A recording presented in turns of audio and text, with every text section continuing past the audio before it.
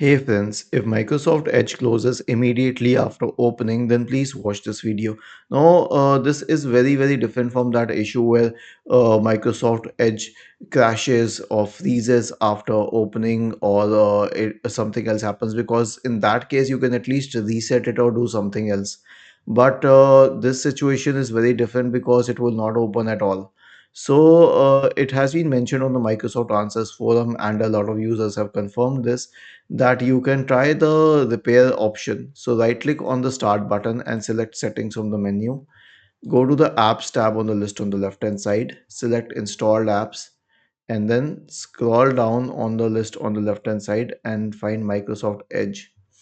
Click on the three dots associated with it, select modify and click on repair. It will actually start downloading Microsoft Edge patch from the server, and it will need some time to kind of reinstall Microsoft Edge but with the same settings. So you'll have to wait till then. Was this helpful?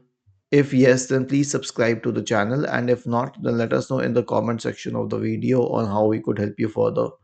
Thank you for watching this video and have a nice day.